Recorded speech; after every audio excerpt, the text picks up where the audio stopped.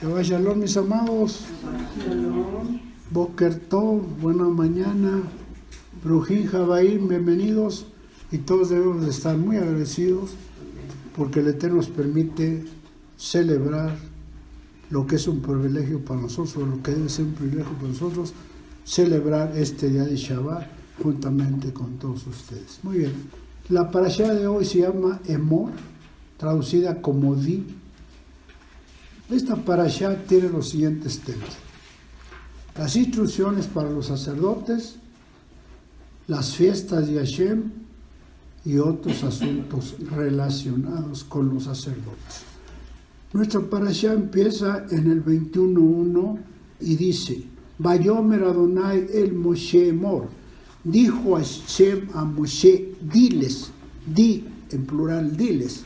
Esta parashá, mis amados, es muy importante porque nos la debemos de aprender de memoria cuando uno quiera consultar las fiestas, porque aquí vienen las fiestas de Hashem. Y dice, di al pueblo cuáles son mis fiestas. Por eso es muy importante esta porción. Di, el capítulo 23 de Vayikra. Di, le vas a decir esto a los sacerdotes, pero también le vas a decir al pueblo, estas son mis fiestas. No como han dicho por ahí, no es que son las fiestas de Moshe, no, son las fiestas del Eterno, Entonces por eso la importancia de esta parashá, diles, para que conozcan y después no digan que no estaban enterados. Y entonces nuestra porción empieza hablándole a los sacerdotes, cómo debería ser su oficio en el Mishkan. Al ya no existir templos, ya lo hemos dicho, al ya no existir sacerdotes, siempre tenemos que buscar qué no me quiere decir el Eterno, cuál es el significado para mi vida en la actualidad, porque así es la Torah. Aunque algunas cosas ya nos usan, me quiere decir algo, y eso es a qué venimos los Shabbat, a eso, escuchar qué quiere decirme. En el versículo 2, en el 21:2-7 dije que ningún sacerdote se contamine con los muertos entre su pueblo, excepto por tales parientes sanguíneos cercanos como su madre, padre, hijo, hija y hermano. ¿Qué quiere decir? Que el sacerdote cuando toca un muerto está impurificado, excepto obviamente el padre, el hijo, la hija, el hermano y la madre. ¿Por qué? Porque son sus parientes. Sería grave de parte del Eterno que no permitiera, si para él la muerte es muy importante para el Eterno, que ellos no, pero cualquier otro no. De hecho, en el judaísmo, no sé si se acuerdan que he dicho, en la actualidad, un sacerdote, uno de su descendencia de Leví, no asiste a los funerales, y menos al panteón. Pero sin embargo aquí dice, ¿por qué sí se pueden contaminar? Si ya no hay sacerdotes, aun cuando ellos tengan el apellido de Leví, pues ya no aplica, según la Torah, según ellos, pues sí. La Torah dice en varias partes que nosotros somos ya ahora sacerdotes de Hashem. Él nos hizo competentes para ser sacerdotes de Hashem. O sea que nosotros, varones, debemos de ser sacerdotes para nuestros hogares. Acuérdense que el sacerdote antes era el primogénito, y el primogénito se encargaba de llevar a las personas a la Torah, de enseñarles ahí en la casa. A ver, el mayor le va a enseñar a los hijos, a los más pequeños. Y así. Sin embargo, después cambia el Eterno y dice, los sacerdotes serán solamente los de la tribu de Leví, solamente. Y entonces les dice, miren, si ustedes tocan un muerto, ya están contaminados. Si ustedes se rasuran la cabeza, si ustedes se hacen incisiones en la cabeza, están contaminados. Entonces, para mí, ¿qué es lo que debo tomar? Obviamente, yo no me voy a rasurar, yo no me voy a hacer incisiones. Entonces, ¿a qué me habla? Tú no que visualizar ahora. El Eterno pone 3 ejemplos muy claros, pero ahora el Eterno dice aguas. aguas con lo que te puedes contaminar. Ten cuidado con lo que puedes caminar. No son estos, pero son muchas cosas que nos contaminan. Mucho vivimos en un mundo, mis amados, en que es muy difícil no contaminarse día a día. No hay santos más que en la Iglesia Católica, en la Torá, ¿no? Por lo consiguiente, vaya que sí. Y entonces uno tiene que estar al pendiente, cuidado, y cuando uno se contamina, inmediatamente no esperar llegar a la casa eterno, perdóname, límpiame, yo no quise hacer eso. Entonces, porque si Hashem es santo, mis amados, entonces ¿quiénes somos nosotros para no estar santificados? Tenemos que tratar de no contaminarnos. El sacerdocio en esos tiempos, repito, es el que instruye a la Torah. ¿Por qué? Porque ¿dónde estaban los rabinos? No había rabinos. Entonces, ¿quién enseñaba la Torah? Los sacerdotes. Él ministraba, pero era el que enseñaba la Torah. Y a nosotros, que nos ha constituido como sacerdotes, nosotros debemos de ser sacerdotes de los que nos rodean y principalmente de nuestra familia. Cuando un padre no cumple su función, está fallando al Eterno. Sacerdote. ¿Y qué hace el sacerdote? Principalmente enseñaba la Torah, pero la gente en la actualidad ya parece que le van a dar enseñando cosas de la Torah a sus hijos. No, para nada. Pero sin embargo, esa es la orden de Hashem y el que la quiera tomar, adelante. ¿Qué más tenemos que hacer como sacerdotes? Tenemos que dar ejemplo.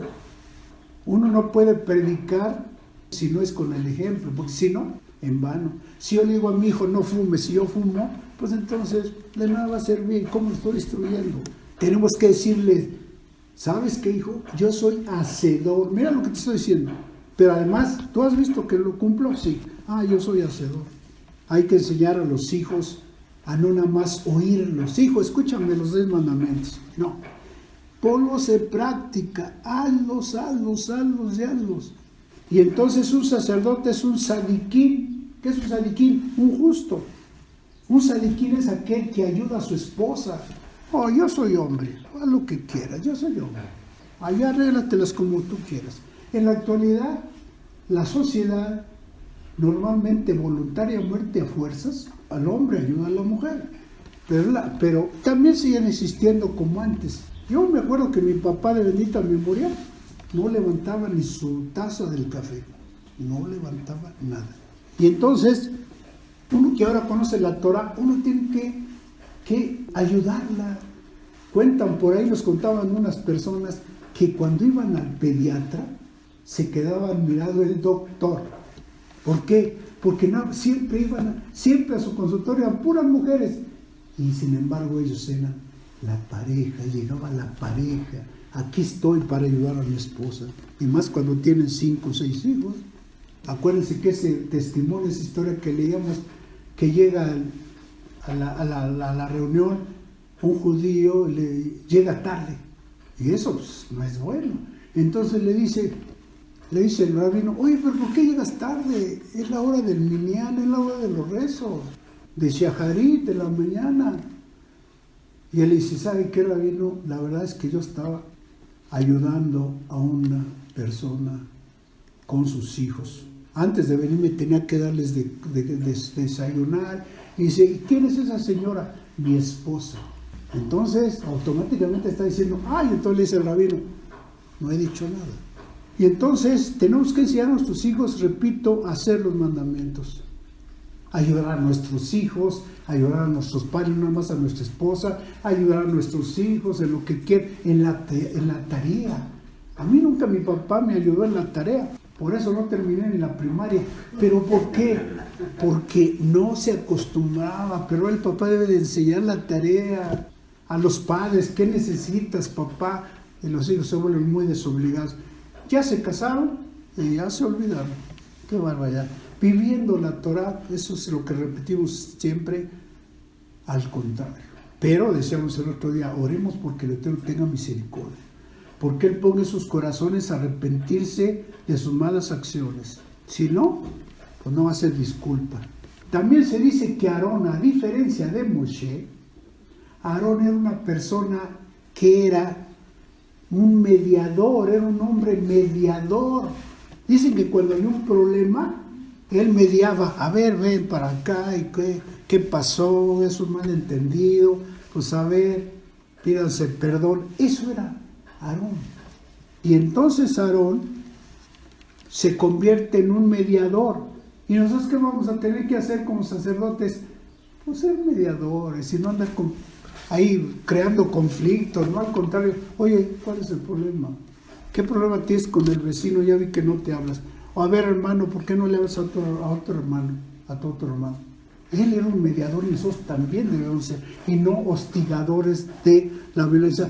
Ah, no le hablas, ¿qué haces bien? Ese es un, ¿quién sabe qué? No, tenemos entonces que nosotros entender nuestro rol de sacerdotes.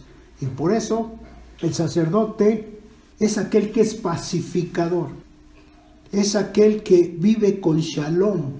Y esa es ahora nuestra misión para ser como Aarón y para ser sacerdotes ahora en el aspecto espiritual.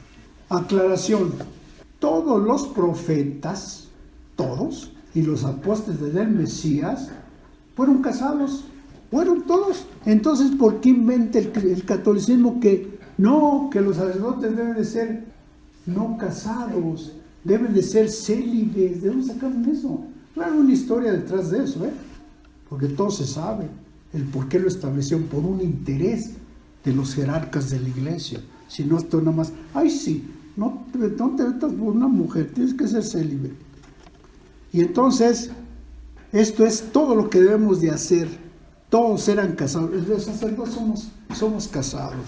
Y entonces, los sacrificios que hacía el sacerdote, ¿para qué eran?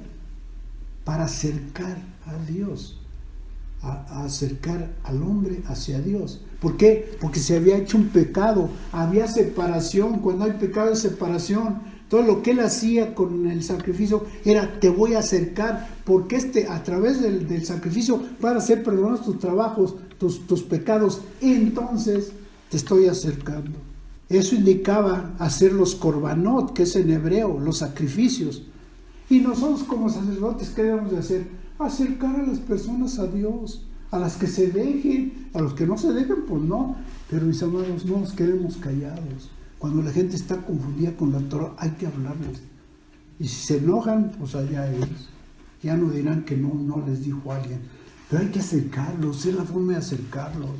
Ahora bien, por eso confirmemos lo que dice Isaías, Yeshayahu 61:6. Y vosotros seréis llamados sacerdotes de Hashem, ministros de Dios. O sea, ministros significa servidores de Hashem. Ustedes serán llamados sacerdotes de Hashem, dijo el profeta. Ministros de nuestro Hashem serás llamado. Miren, él es un ministro, él es un servidor. Se usa mucho la palabra ministro para los pastores, pero la palabra es servidor. Debemos ser servidores en lo que sea, en lo que se requiera, no nada más en grandes puestos, en todo. Y en Hebreos 5 y 6, así tampoco Mashiach se glorificó a sí mismo, haciéndose sumo sacerdote, sino el que le dijo: tú eres mi hijo, yo te he engendrado hoy. Está hablando el Mesías, como también dice en otro lugar: tú eres sacerdote para siempre, según la orden de Melquisedec. Hashem le dio el sacerdocio. ¿Por qué no era sacerdote cuando predicaba? Cuando iba a la sinagoga, dice ahí que se ponía a leer, pero sin embargo lo hace Hashem sacerdote, equivalente a Melquisedec. El Melquisedec fue el primer sacerdote que menciona la Torah, y era alguien muy especial. Por eso Abraham, como era bien especial, ¿qué hace Abraham? Sale a recibirle, ¿qué le da? Los diezmos de todo. Y ahora lo comparan al Mesías con él. O sea que el Mesías es digno de todo, de seguirle, de obedecerle. ¿Y qué es lo que pasó después, ya en épocas del segundo templo? Acuérdense que toda la descomposición de Israel empieza cuando se destruyen los templos. Ellos empiezan a crear divisiones en lugar de unir. Pero antes de eso, los sacerdotes del segundo templo, no el primero, ¿saben qué? Estaban corrompidos. Los sacerdotes eran de la clase, como aquí, sacerdote, monseñor, ¿no? El obispo. Aquí también eran de la casta social elevada.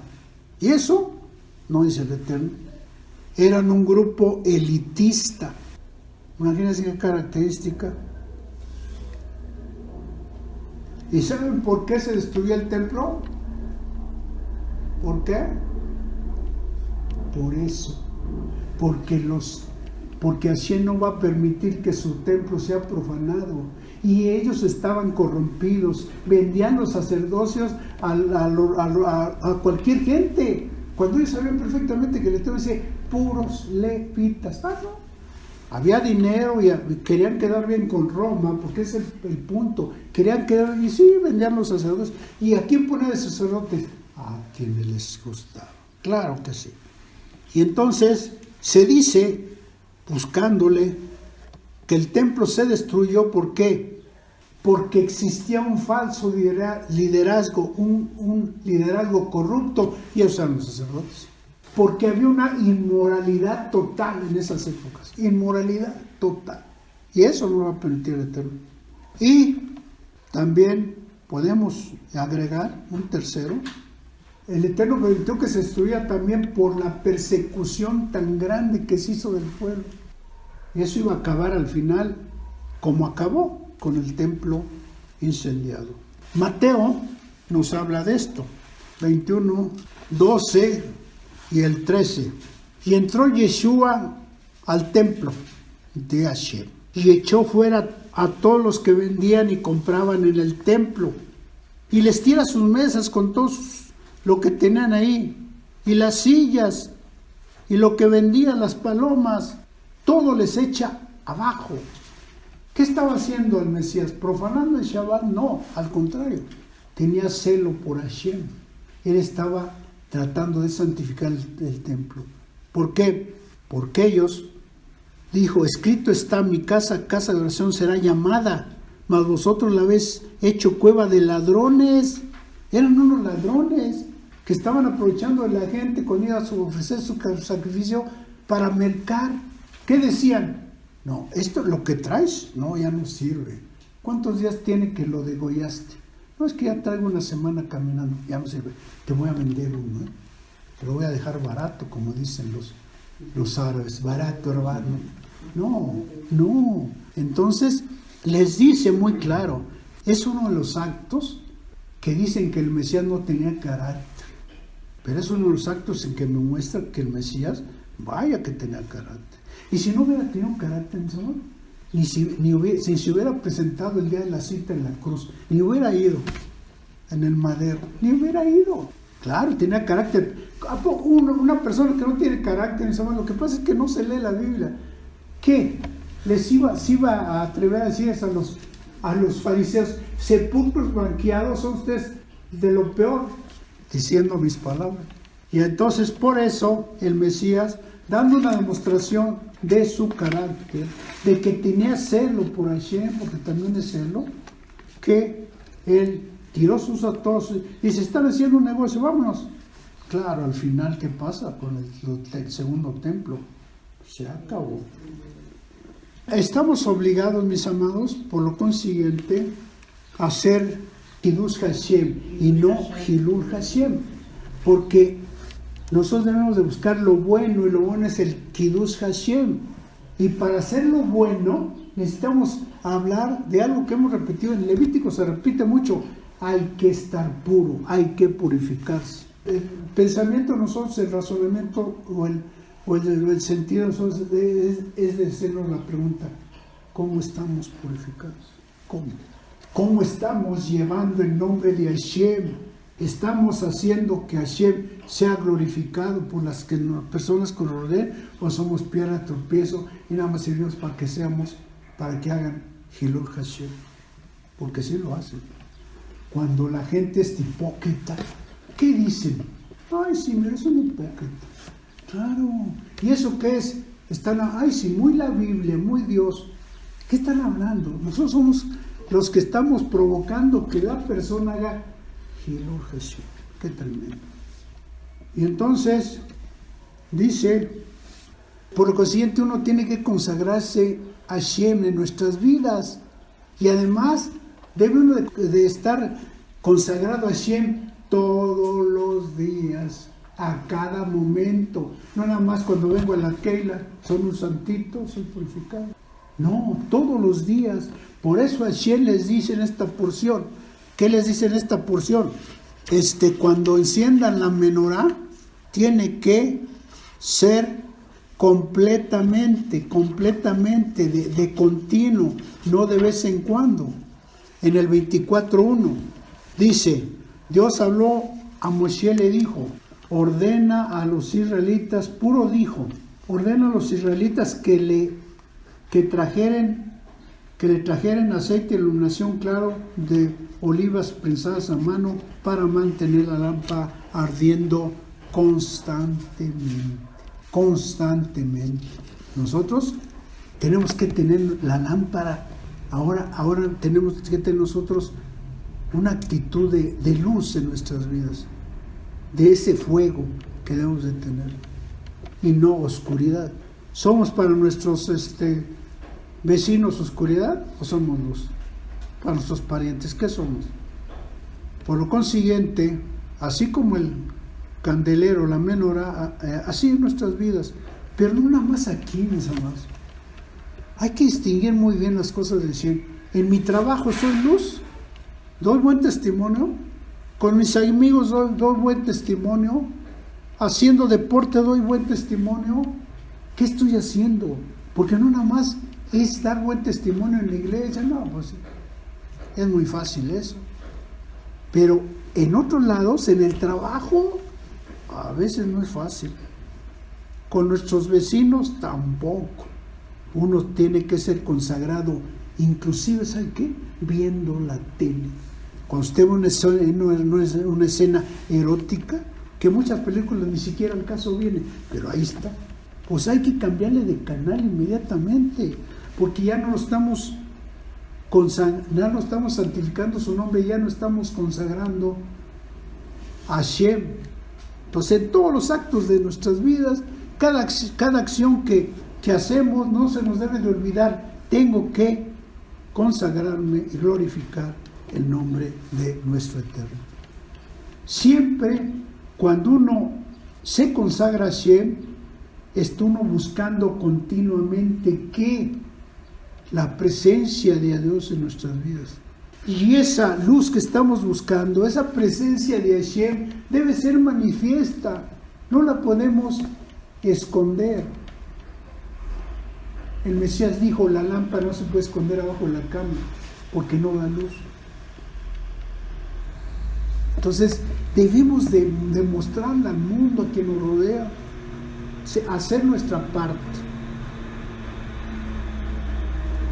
Entonces, debemos de desarrollar nuestro ministerio como sacerdotes ahora espirituales, como teniendo shalom, teniendo paz, siendo una persona equilibrada, siendo una persona bondadosa. Son los mismos conceptos que manejamos, pero ese es el sacerdote. El sacerdote debe ser humilde, tener fe, tener esperanza, ser alegre. Ese es el sacerdote que Dios quiere. Y para todos nosotros, también para las mujeres.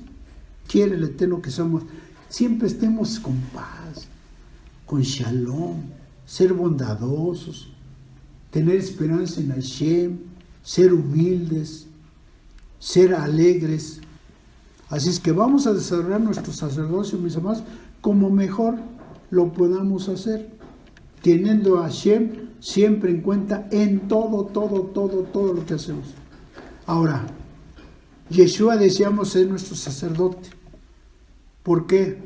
Porque nos guía. Él es el que nos vino a conectar ¿con quién? Con el Eterno. Por eso su función de sacerdote la cumplió perfectamente. Ahora, no me voy a volver santo rápido, de la noche a la mañana, eso no. El Eterno no pide eso. Mira, si tú no te vuelves santo en 2 semanas, bueno, te va a dar 2 años. No, el proceso de santificación. ¿A dónde es nuestra meta? A llegar a la altura del varón perfecto, a la santidad. Pero eso no quiere decir que ya no. Tenemos que luchar todos los días, prosigo a la meta, decía Rab Shaul. Yo seguir tratando. ¿Por qué? Porque, repito, eso no es mágico. No por estar 2 meses. Y nosotros sabemos perfectamente nuestros días. Eso se lleva tiempo, esfuerzo, dedicación. Si no, no va a venir mágico, eso se los aseguro. En el 24:10 dice: el hijo de una mujer israelita y de un hombre egipcio salió de entre los israelitas, y el hijo de la mujer israelita tuvo una riña con un hombre israelita en el campamento, con un judío. Entonces el hijo de la mujer israelita blasfemó el nombre de Hashem con una maldición. El pueblo lo trajo ante Moshe. El nombre de su madre era Shomit, hija de Tibri, de la tribu de Dan. Lo mantuvieron bajo custodia hasta que la pena pudiera ser especificada por Hashem. Moshe, como siempre, no tomó su propia decisión, y dice en el 13, Dios le habló a Moshe porque lo fue a consultar y le dice: saca al blasfemo del campamento y que todos lo apedreen. Que todos lo apedreen. ¿Y qué hizo toda la comunidad? Lo apedreó. Dice aquí que era una mujer israelita y un hombre egipcio. Entonces, ¿este blasfemo era judío o no era judío? ¿Qué era? Porque dice que su mamá era judía, pero su papá no, era un egipcio. Entonces, mis amados, él no era judío. Él no era judío. Porque lo que ha cambiado la Torah oral o los rabinos, muchas cosas, pero una de esas dice que el judaísmo se lo da la madre, no el padre. Aquí sabemos a todas luces que no era un judío. Por eso lo apedrean, porque él era de un padre egipcio. Repito, el judaísmo dice que por la madre, pero no. La Torah dice todo lo contrario, a través de toda la Torah.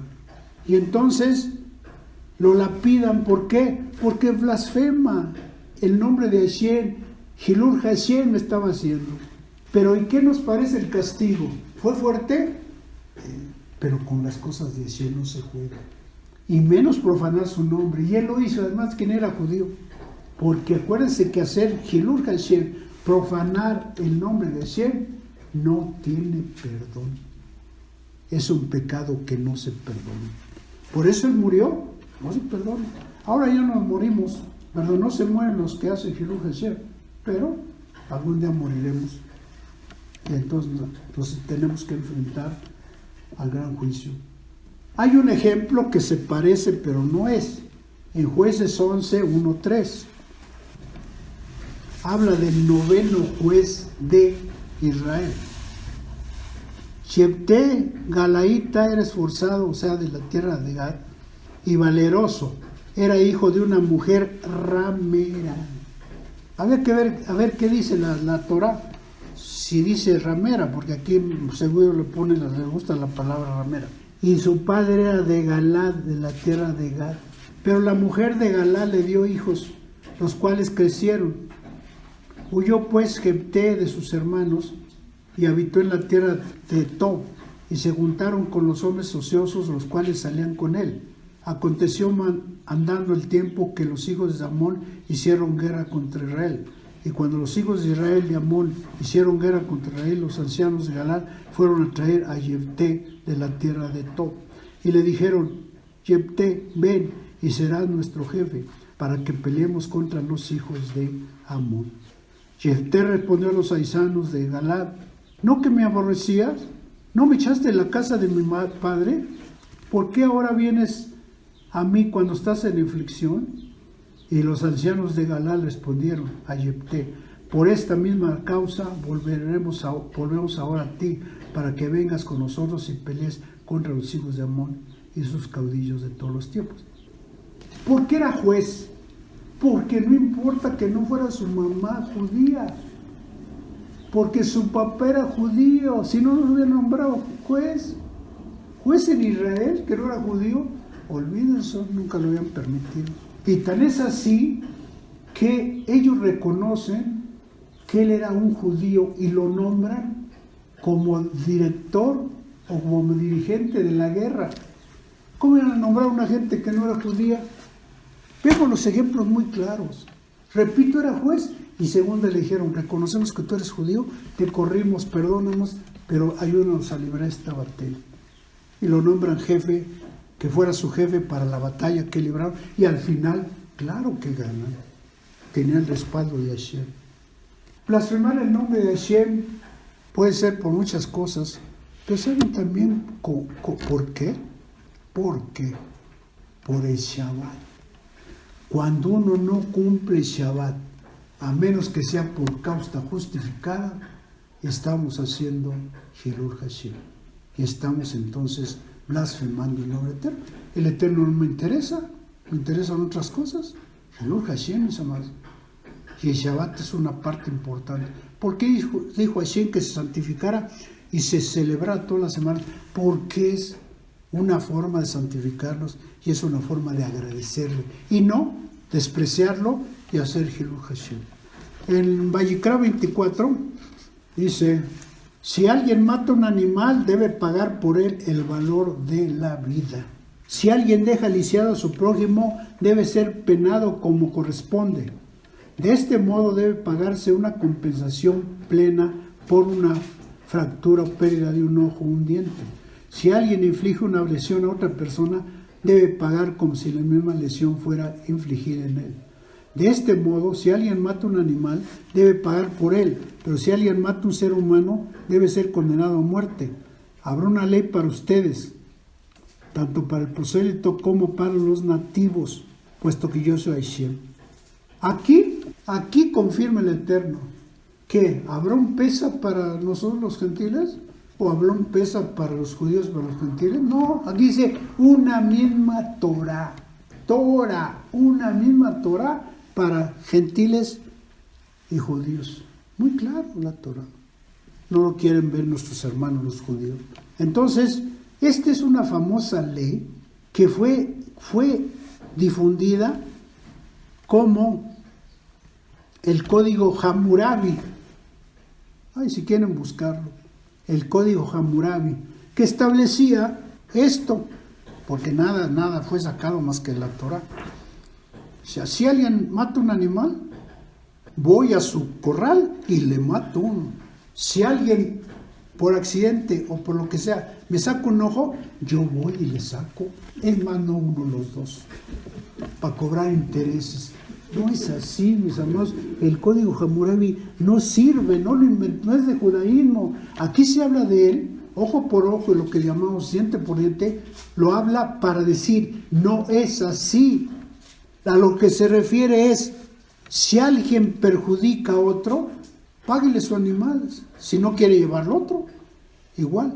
Cuando usted perjudica a alguien, dele la recompensa. De aquí nacieron las leyes de indemnización, la de seguros, la del seguro social. Indemnícelo. ¿Por qué? Porque no se vale decir, ay, usted perdone. Ay, ya lo fracturé. Pero usted perdone, es que yo llevaba mucha prisa. No. Aquí dice, uno tiene que ser responsable como hacedores de la Torah. ¿Por qué es ilógico, mis amigos? Que si alguien me ofendía y por accidente me cortaba una mano, yo fuera y se la cortara. Es ilógico. Imagínense cuántos mancos habría en este país. Y ciegos, ya de por sí hay. Y de los dos ojos. En Vayikra 23, que decíamos hace rato, revisemos, Moshe le dice a Hashem, diles lo que decíamos, diles a los israelitas y les vas a decir que deben de celebrar como fiestas sagradas para Dios. Las siguientes son mis tiempos especiales. No está diciendo, a ver si se te antoja celebrar. Deben de celebrar, es una orden. Deben celebrar las fiestas señaladas. Y entonces, aquí las enumera en todo el capítulo 23, por eso es importante aprenderse el capítulo 23. En todo el 23, de la 1 al 44, habla de las fiestas. Mis amados, nosotros, gracias al Eterno, la mayoría ya han celebrado todas, y los que no lo han hecho, les invitamos a que celebren las fiestas de Hashem, si les falta alguna. Y entonces dice que hay que celebrar las fiestas. ¿Cuáles fiestas? Las que están aquí. Ahora bien, la palabra traducido como fiesta, la palabra fiesta en hebreo no existe. Si ustedes se fijan bien, dice que estos serán mis tiempos. La palabra fiesta no existe en el hebreo. Ahí dice mis moed, que quiere decir mis citas, mis llamamientos, mis reuniones sagradas. Eso es lo que quiere decir, repito, en hebreo lo correcto es decir moed. Vamos a celebrar las moed de Hashem. Y entonces eso es, repito, es una cita, es una reunión con nuestro Eterno, y es un día además especificado por él. Oye, aquí te hago una cita, el 14 de Nisan es una cita. Ahora bien, nosotros hemos celebrado, como decíamos, todas las fiestas, pero ya no voy a repetir, pero sí voy a repetir algo que tenemos que tener bien claro y bien estudiado. El Shabbat es una fiesta semanal, que no cambia. ¿Cada qué? Cada 7 días. Y aquí nos reunimos la próxima semana, si el Eterno lo permite, pero las otras fiestas de Hashem son anuales. No se pueden celebrar dos veces. ¿Por qué? Porque no. La cita es de Hashem cuando Él dice, no cuando nosotros decimos. Shabbat es la fiesta semanal y 6 fiestas son anuales. Ahora bien, si uno lee, aquí hay unas fiestas que no menciona la Torah, que son Purim y Hanukkah. Y yo siempre digo, ¿por qué no las menciona? ¿Y por qué las celebramos? Pues muy lógico, es pura lógica aquí. ¿Qué? ¿Ya habían acontecido estos hechos? ¿Ya había acontecido lo de Purim? ¿Ya había acontecido lo de Hanukkah? Es cuestión de leer, de razonar un poco. Pero sin embargo, como están mencionadas en otros libros de la Torah, usted ya sabe cuáles, entonces tenemos que celebrarlas. ¿Por qué? Porque es glorificar el nombre de Hashem. Son acontecimientos que los milagros de Hanukkah, los milagros de la salvación del pueblo judío, y eso debemos de celebrarlo, claro, con mucho gusto. Ahora, la ley oral y las costumbres de los judíos es que también hacen una fiesta el día del mes nuevo, tocan el shofar y toda una fiesta. También han establecido que cuando sea el día de los árboles, el año de los árboles, se haga una fiesta. Por eso se acostumbra en la actualidad. Se invitan, vamos a llevar a plantar a la Jusco todos los árboles, ya hacen una fiesta. Pero bueno, eso es opcional. Pero las demás fiestas, incluyendo, ¿cómo se llama? Hanukkah y Purim, hay que celebrarlas. Ahora bien, todas estas fiestas decíamos que son, dice el Eterno, 14 de Nisan, no 15, no 16. Y estas fiestas van cambiando, no son como el Shabbat, cada 7 días. ¿Por qué? Porque se mueven de acuerdo con los días lunares. Entonces a veces caerán, ya se han fijado que nuestras fiestas a veces caen cuando no caen en esas fechas, lo primero que vemos en la Torah es que crea el mes 13, el mes de dar 2. Pero al final checan. Ahora bien, en Números 9:5, 9:1, el 1, vamos a leer desde el 1. Habló Adonai a Moshe en el desierto del Sinaí, en el segundo año de su salida de tierra de Egipto, en el mes primero, diciendo: los hijos de Israel celebrarán pues la Pascua a su tiempo. El 14º día de este mes, o sea, el 14 de Nisan, entre las 2 tardes, lo mismo que dice, lo celebraré en su tiempo conforme a todos los ritos y conforme a todas las leyes de la celebración. Y habló Moshe a los hijos de Israel y celebraron, para que celebraran Pascua, y lo hicieron. Celebraron tal como dice Hashem en el desierto, conforme a lo que había mandado Hashem. Pero algunos en el 6, pero algunos que estaban inmundos a causa de un muerto y no pudieron celebrar la Pesach en ese día que Moshe convocó a celebrarlos, ¿qué vamos a hacer? Dice. ¿Y por qué no lo celebraron? Pues porque estábamos impuros, habíamos tocado un muerto, estamos cumpliendo con la Torah, pero ¿qué hacemos? Ya no celebramos una fiesta tan importante. Nosotros le dijeron, nosotros somos inmundos por causa de un muerto. ¿A poco seremos impedidos de ofrecer nuestra ofrenda Pesach a su tiempo entre los hijos de Israel? Y Moshe le respondió, esperar a ver qué me dice el Eterno. Porque así era Moshe, no tomaba sus propias decisiones nunca. Algunas sí porque no consultaba al Eterno, pero normalmente. Y va y consulta al Eterno y le dice a Hashem, habla a los hijos de Israel diciendo, cualquiera de vosotros o vuestras descendientes que estuviera en el mundo por causa de un muerto, estuviera lejos, viajando de lejos, fíjese, dice que estuvo verificado, pero también vivían lejos. Si uno está en la fiesta 14 inicial, que uno debe de tener cuidado en que no precisamente me llame, que me vaya de viaje el 14 inicial, pero ¿qué pasa si yo no voy de viaje? Perdóname, Eterno. ¿Qué pasa si estoy enfermo? Perdóname, Eterno. Si estoy en el hospital, perdóname, Eterno. Pero dice, pero celebrarán la Pascua en el mes segundo, en los 14 días. Eso no va a cambiar entre las 2 tardes, pero en lugar de hacerlo en Nisan, lo vas a hacer en el segundo mes. ¿Cuál es el segundo mes? ¿Cuál? Iyar. Sin miedo, ¿cuál? Iyar. Iyar. Entonces hay que celebrarlo en el segundo mes. Por lo consiguiente, uno tiene que ver lo que dice, es la única fiesta, mis hermanos, que por estas causas, y por eso estoy destacando cosas importantes de las fiestas, por esta causa, el Eterno dijo, está bien, porque ellos reclamaron, es lógico, pero ¿por qué no? Nos impurificamos por un muerto, pero no fue nuestra culpa. Aún cuando hubiera sido su culpa, perdónanos, queremos celebrar, ¿cómo no? Si la fiesta de Pesach era algo bien importante en el pueblo de Israel. Había sido una manifestación del poder de Hashem, habían sido liberados de una esclavitud agobiante, y claro que era poder importante. Y todo el mundo lo celebró, después Josué, después todos los reyes, todos celebraron a los niños. Ahora bien, también tiene otra característica muy especial, que es, deben de estar circuncidados todos los varones. ¿A poco dice que para celebrar Shavuot tenemos que estar circuncidados? Bueno, eso ya no tenemos problema. Pero no, aquí por ejemplo el único que no le permitimos celebrar Pesach es el que no está circuncidado.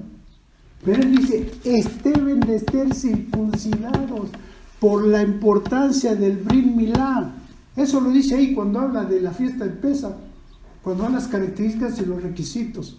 Y dice, si hay una sola ley, dice, todo extranjero, si quiere celebrar Pesach, tiene que ser circuncidado. Era para ellos el mensaje, porque los judíos estaban circuncidados.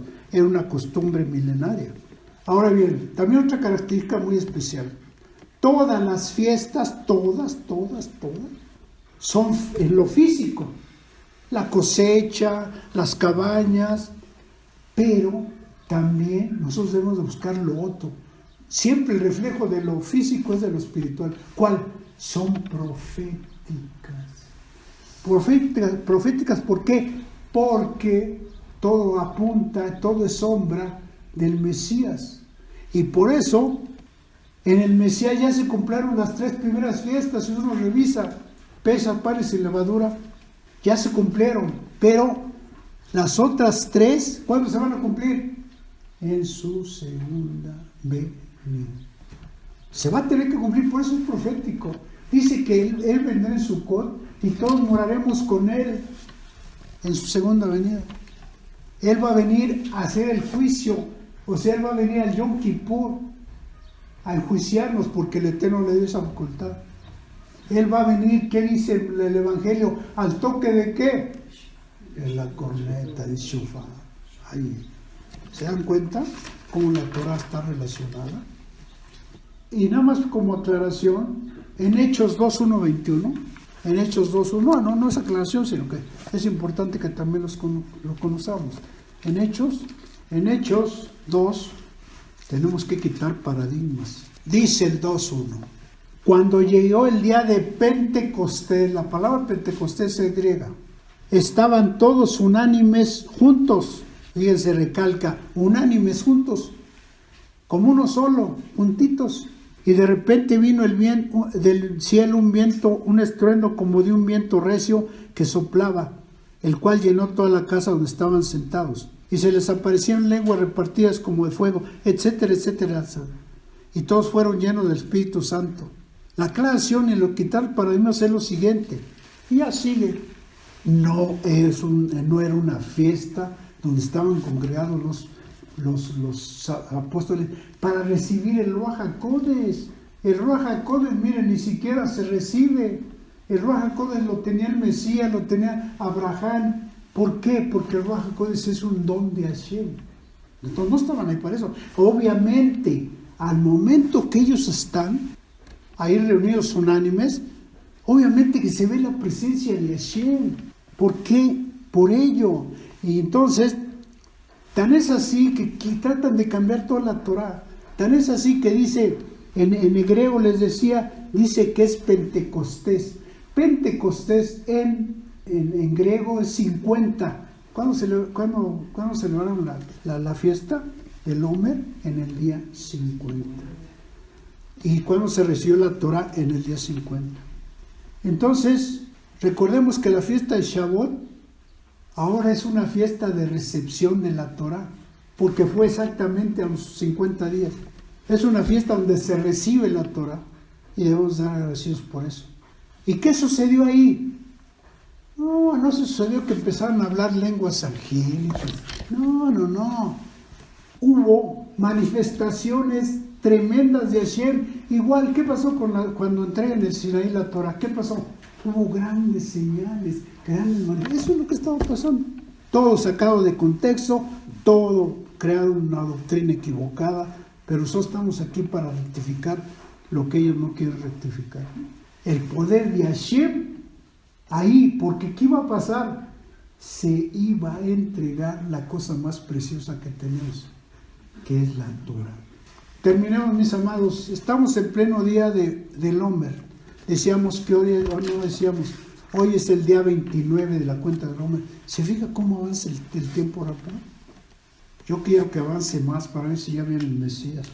Pero bueno, es una petición, pero yo sé que no crean que me lo reveló el Eterno. No, todavía no he llegado a esos niveles. Necesito más oración y ayuno para llegar a esos niveles. Entonces, ¿pero qué significa? Ampliemos un poco el concepto, porque uno sabe que dice la Torah que se fiera es estar haciendo una cuenta, es un mandamiento, todos los días, después del Pesach, hasta llegar al número 50, y al otro día, al 49, y al otro día 50, celebrar el Shavuot.